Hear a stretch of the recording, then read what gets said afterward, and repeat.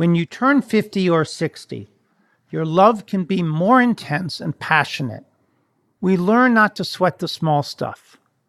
We've seen and know people who've lost their partners to illness and death, and we look at our relationship realistically. We learned how important it is to be each other's best friend and being that one person in the world that they can rely on.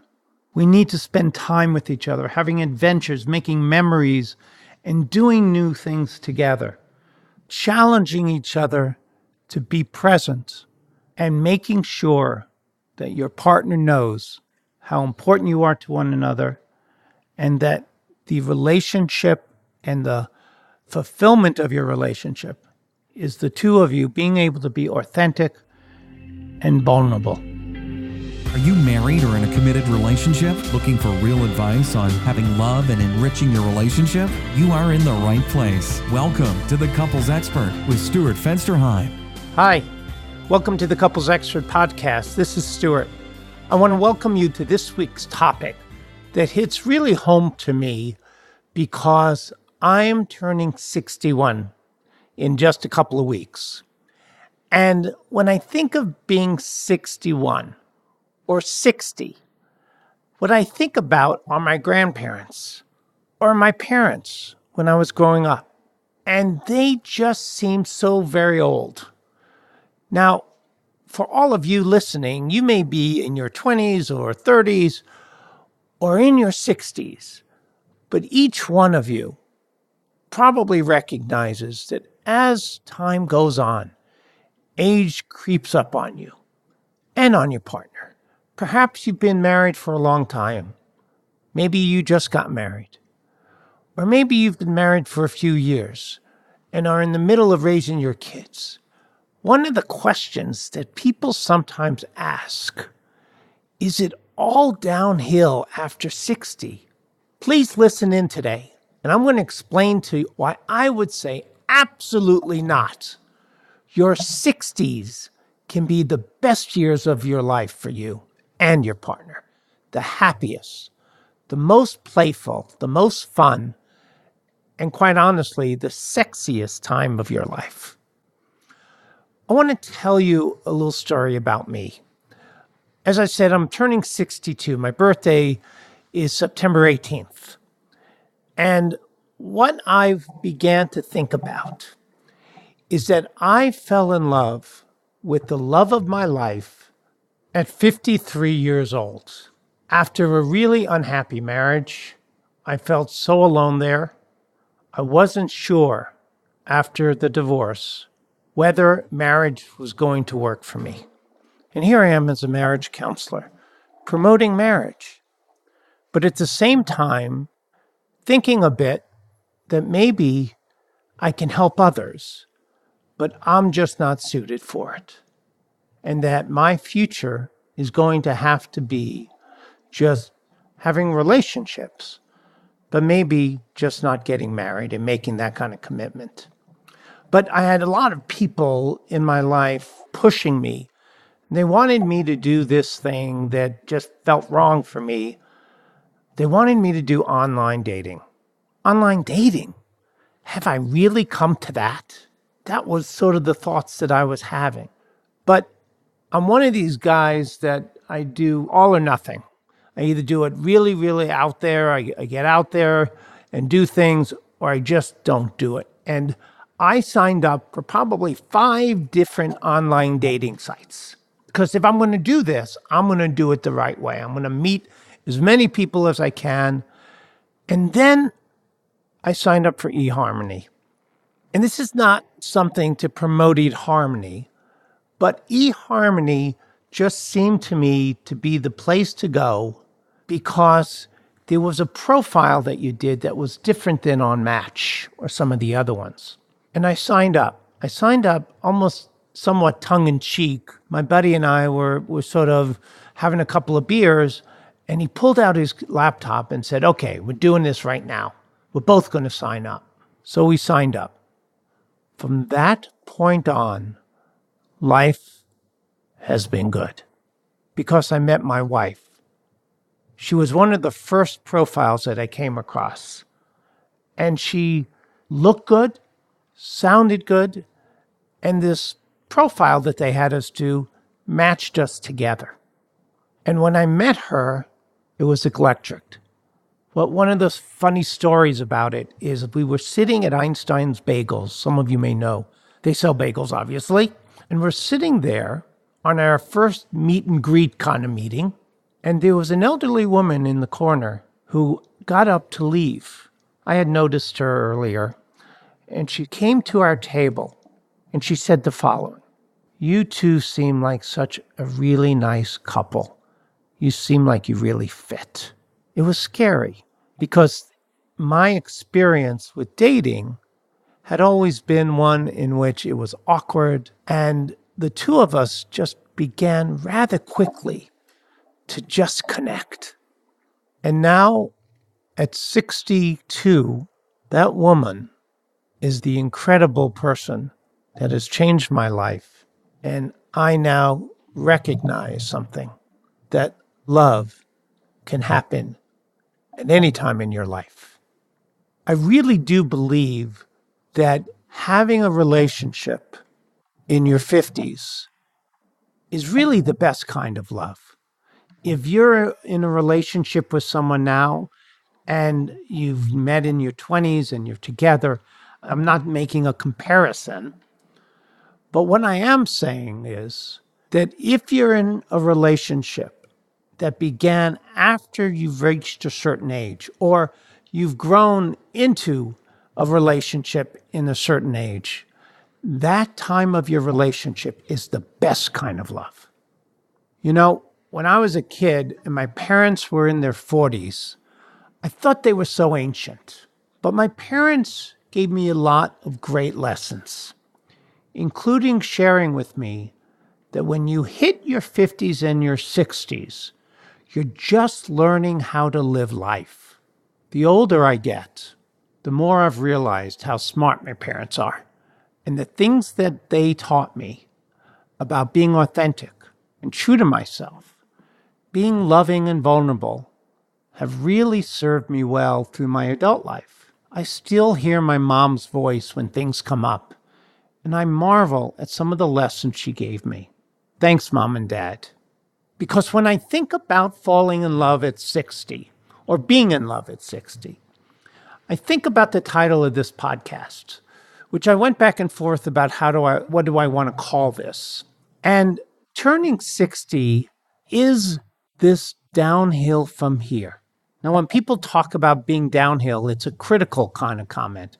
It's negative. It means that life may be over and you're just going to go off and sort of die.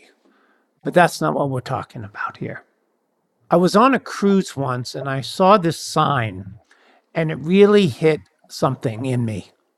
What it said is the following: when you get older and you ask yourself, is it all downhill from here? Do you forget you pick up speed as you go downhill? Now that could be interpreted in a lot of different ways. One way is to say, you're just around the corner, you're going to die, and just everything's going to go so fast.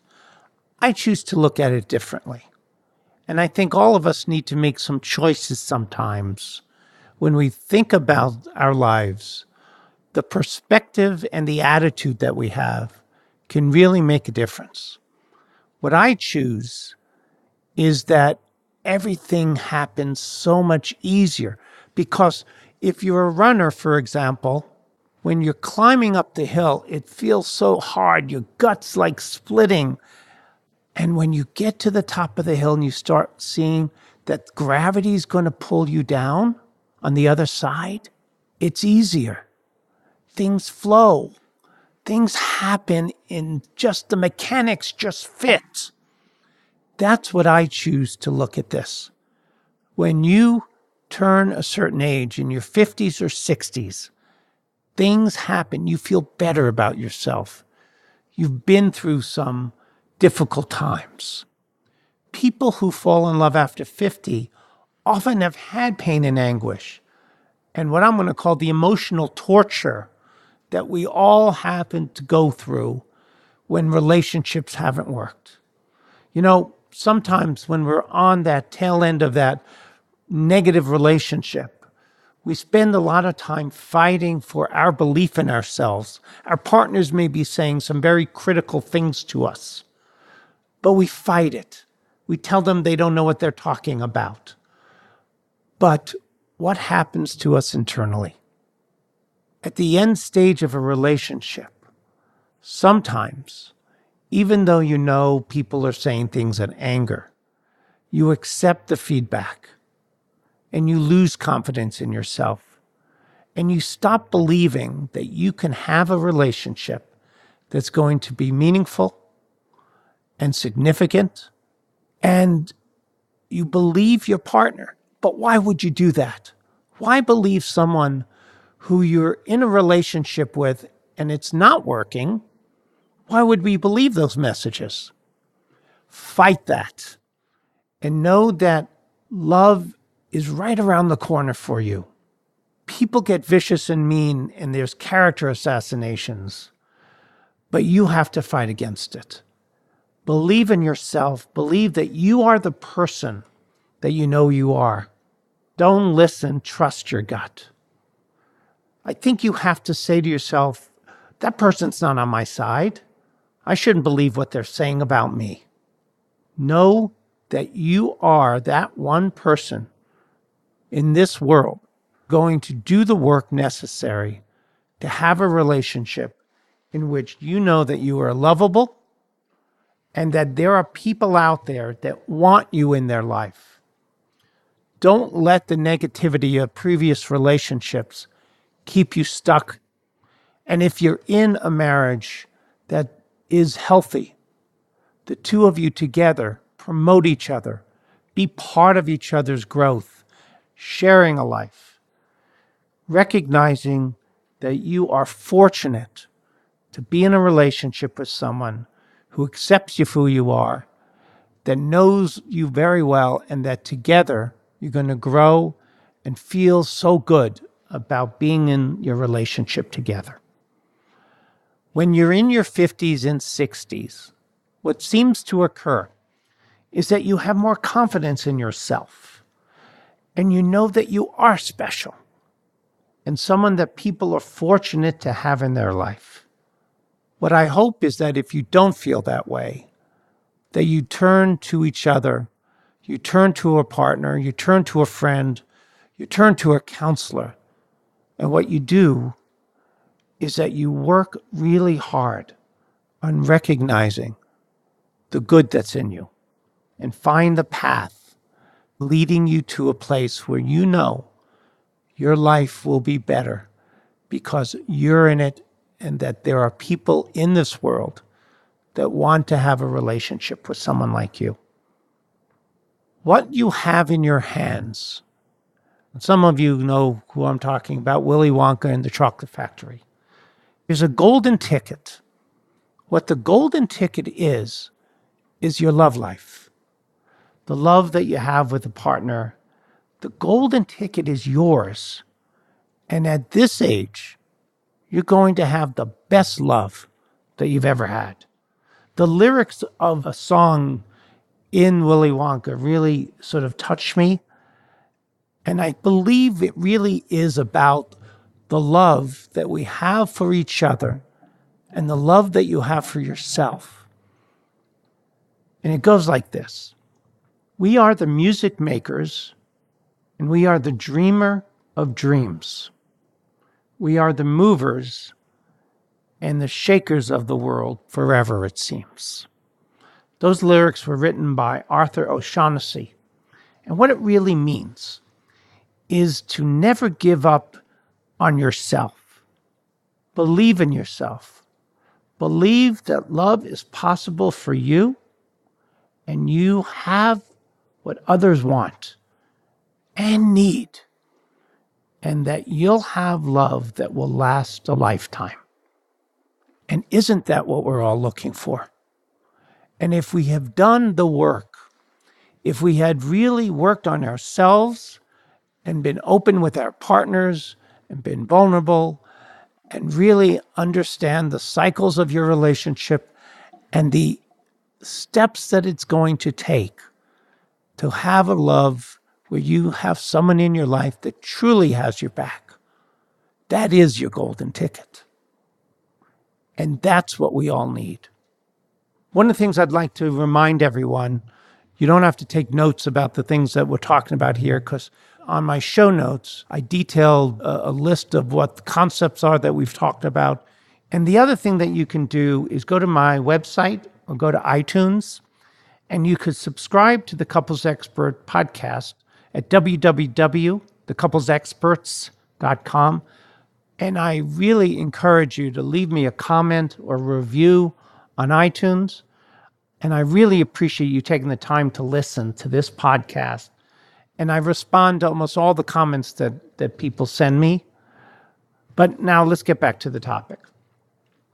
After 50 or 60, I think we have an increased ability to meet the relationship needs that we all have, which have to do with being authentic and vulnerable, and really loving our partners and feeling like we have someone in our life that loves us for who we are.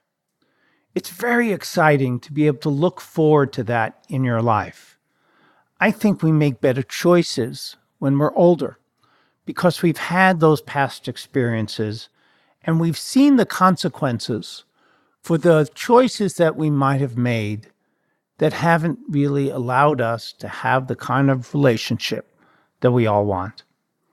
I think we get a clearer picture as we get older of what we need, and we make those better choices, typically based on our past relationships. I always tell people to listen to their gut. If something doesn't feel right, it probably isn't. And you can trust your intuition. Most of the time, it's going to work much better for you than ignoring it and think it's just some overreaction. You need to trust that you know yourself, especially as we get older, so well that you know what's going to work for you and what won't.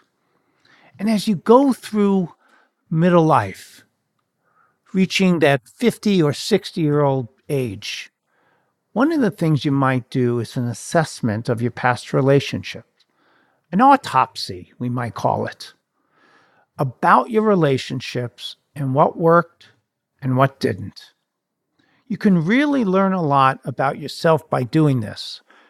Typically, what you have to do is take a hard look at yourself and make a determination about what mistakes you may have made that may have shot yourself in the foot, that hasn't allowed you to have the kind of relationship that you really want. And also believe in yourself that you can undo or change many of those things that stopped you from having the love that really has been a lifetime of happiness. Do the work. It's important that you do that. You know, one of the things I have not done in the past in my relationships is really staying focused on the small things that my partner has done for me. It really is the small things that make a difference. I mean, we all know about the big ones. We all know about telling our partners, thank you for really being there for me when my parent passed away or something like that. But do you let your partners know that you appreciate the things that they do every single day? The little things. It's so interesting for me now that I'm in my 60s about what makes me happy in my marriage. The things that typically most of us take for granted, the little things.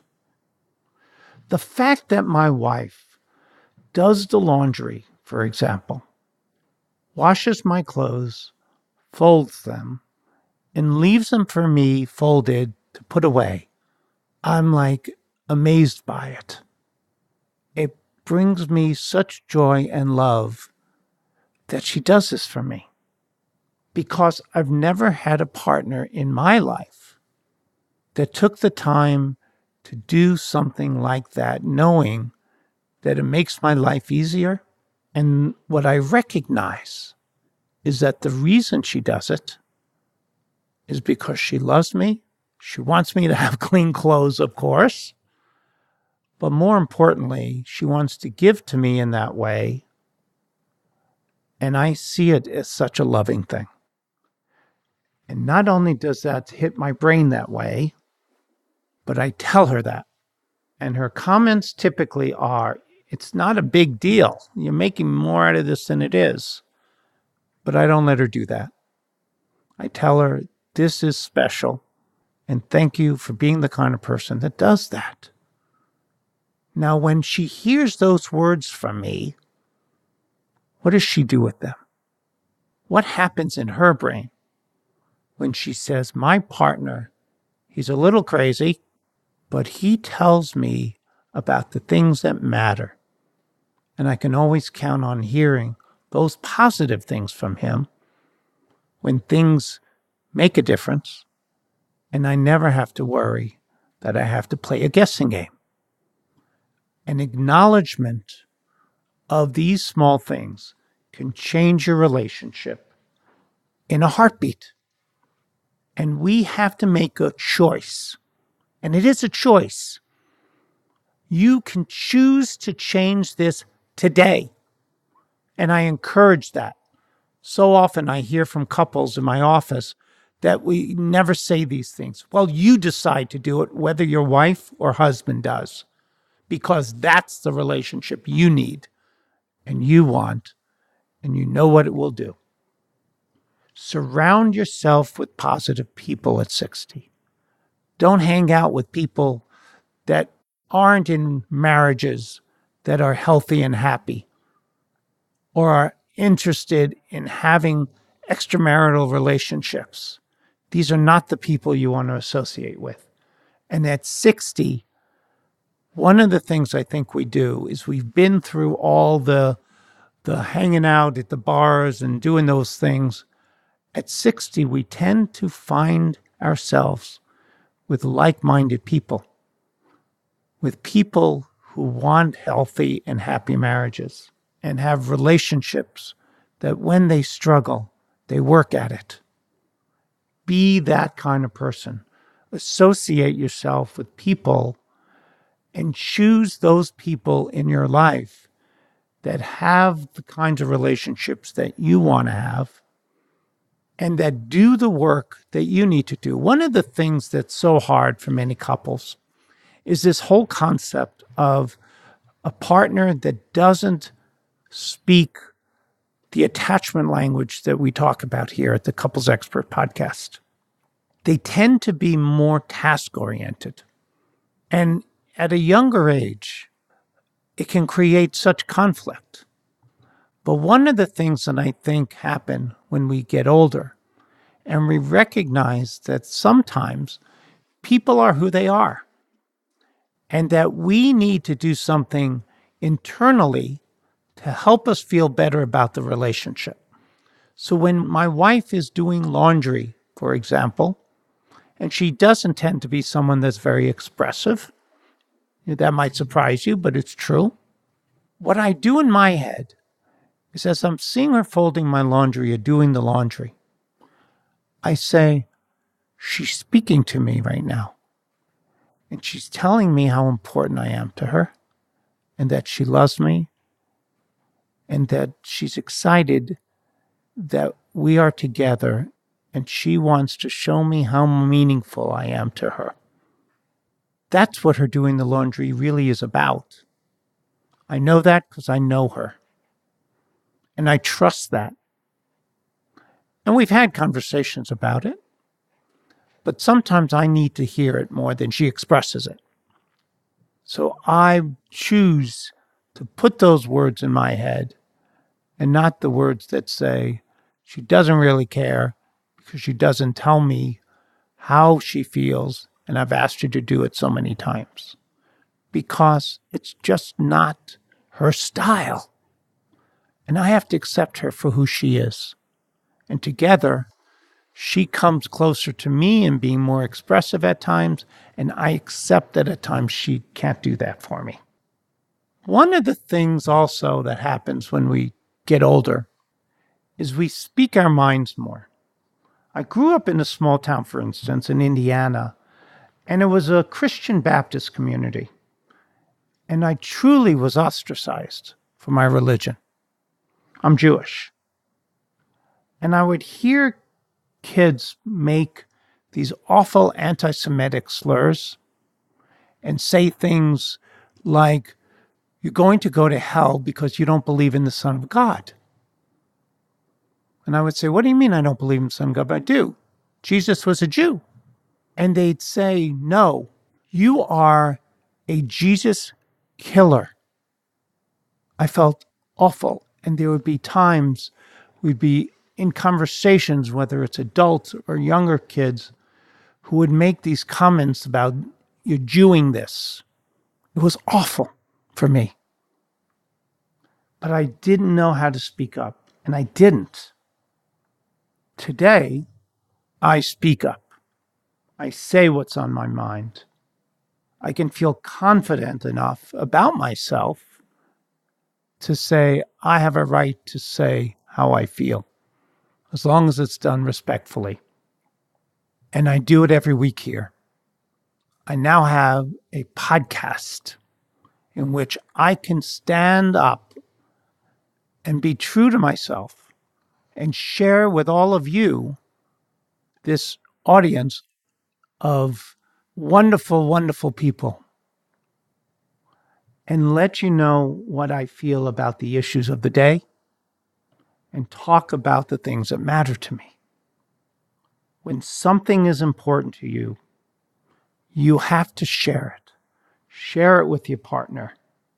The things that cause you pain or joy. When you have a reason to celebrate, celebrate. Whether your partner likes the way you're doing it or not, be yourself, be authentic, and let the knowledge that your partner's love for you would have you accept the things that you do, even when they're crazy, even when they're silly, and that they will love you for that. Have the motivation to just have a fun life. When you look back and you see more years behind you than's coming ahead, it keeps you honest. You understand that the end is going to get near every year. I hear now people who I grew up with, people who were young, rock and roll stars that I used to follow, actors, passing away in their mid-50s and 60s. It's kind of terrifying. But it motivates me in so many different ways. It motivates me to have better health, travel more, and paying attention to what's important to me and the connections of the people in my life that I love. I made a commitment a couple of years ago. I haven't quite accomplished it yet, but this year I plan to. I plan to, at 62 years old, to run the Rock and Roll Marathon in Phoenix, Arizona, January the 18th. And I'm in training for that. The training is grueling, but I plan to do that. I've had some bad knees. I've now hired a running coach. And what I'm going to be doing is making my goal, and what I plan to do, by the way, is to get a t-shirt as I'm running that's going to say, "This 60-year-old's first half marathon." Check me out. I'm going to be doing some posts as I get through these on my Facebook page, which is the Couples Experts Facebook page, about the training and what I'm doing and the joys and gruesome schedule. And just, I'm so excited about it. I just wanted to share it. All right, back to our podcast. Sorry. The other thing I'm doing this year, by the way, which sort of fits the topic, in September, I'm going to New Orleans, and I'm going to meet up with my brothers. I have one brother that's 2 years older and one brother that's a year and a half younger. And I felt like the three of us, the three biological brothers, because there are half brothers and step brothers in my family, and we haven't, just the three of us, done anything in many, many, many years. I think over 30 now.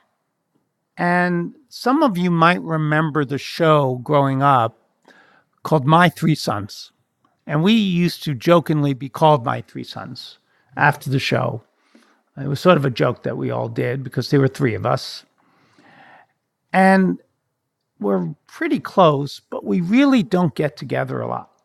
So one day I was sort of sitting, doing some work and working on a podcast and thinking about this podcast, for example. So I picked up the phone and called them and said, hey, let's do something just the three of us. No wives, no kids, just the three of us. And I am so excited about it because they rather quickly said, sure, that sounds great. So we're going to New Orleans in September, and we're going to go, and we jokingly talked about the movie. I don't know how many of you saw the movie The Hangover, that maybe this will be a wild and crazy weekend like that. But then we all said, but we're too old almost. Not really, but what we're looking to do is sneak food that our wives wouldn't know about and do things. Then what happens in New Orleans, stay in New Orleans, meaning that we're going to just have fun being together and connecting on a level that is something that could take the three of us for the rest of our lives, have a memory that we'll feel so glad that we did it. Having fun in your life with those you love is one of the most important lessons I think I've learned over the years. My dad says you can't take back time.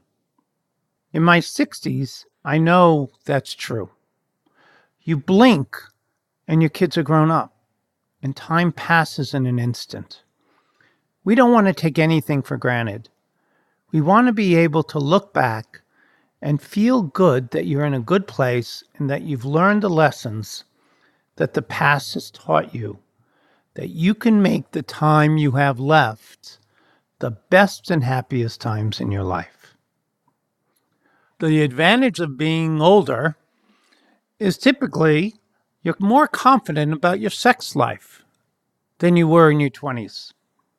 You can have the best sex that you've ever had in your 50s and 60s. The question that sometimes comes up for me is, am I a good lover? I hope so, but you'll have to ask my wife. I know at 60 the meaning that sex should have in your relationship. What I mean about that is the confidence is that I am absolutely sure that having a fulfilling and active sex life is an important and essential part of having a relationship in your 60s, your 70s, your 80s, your 90s, and even your hundreds. One of the things that was sort of fun for me lately is when my wife and I first met, she had a friend, her friend's from Europe, and her friend said, so you met this guy, what's he like and all of that. And she said, well, his name's Stuart and he's Jewish. And she interrupted her and she said, he's Jewish? Oh, are you lucky? She said, well, I am. Why? She says, Jews make the best lovers. I hope I've lived up to that reputation with my wife. Sex is not about having an orgasm as much as it is about having fun and being playful. Sharing everything with your partner on all levels, spiritually, emotionally, and physically. I can honestly say that at this age, I'm not as interested in screwing as much as I am in making love. There's a huge difference. I'm not saying that a quickie is something that I wouldn't be willing to participate in, but the reality is a quickie doesn't work so well for me anymore because I need a little more of a build-up for things to work the way that they're supposed to. There's a huge difference from being 20 to being 50 or 60. At 20, that really was almost enough. I was happy if I just got laid. But now, at 50, 60s, I want it to be an experience. Pleasing my wife, pleasing my partner is as important to me as my being pleased, maybe even more important. It's not enough just to be down and dirty and to have a sexual experience. And what I hear quite often from women who come in my office that I have this conversation with is women like being with older men. And the reason is because of the difficulty that many men have with getting erections, and it means that they need more foreplay, which is much more satisfying to most women, and it's something that most women crave. Sensuality and tenderness and foreplay lasts longer.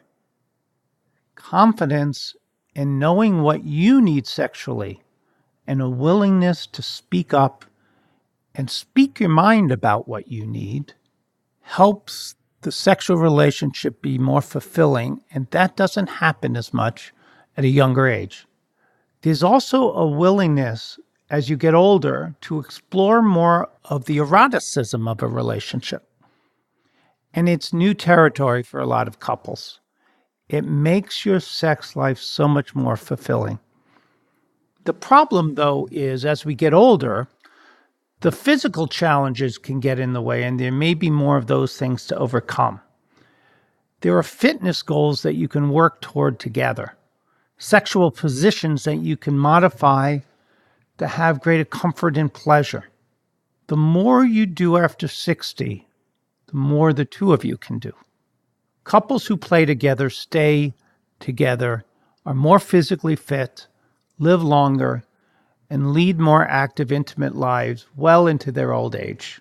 You're not old now. Stop acting like it. Men, see your doctor if you're having any erection problems. Ladies, do what you need to keep your body feeling good so that you can still enjoy your sex. It's going to continue and change as we age. And you should have a sex life until the day you die. Keep your brain active is one of the last things I want to talk about. Don't let that slow down. Challenge yourself to keeping your biggest sex organ working at its peak, and that's your brain. And keep an active fantasy life. Stay close physically, cuddle, caress each other, touch each other in non-sexual ways, and enjoy the physicality of your relationship as much as you can. It's not always going to be there. But while it is, take advantage. Realize something. You both won't always be on the same cycle with your libido, and feel comfortable enough talking about these issues together. There has to be a give and take and an understanding that this is a changing situation. And quite honestly, next week may be different than today. Next month might even be different than the month before. Be patient and loving with one another and enjoy yourselves.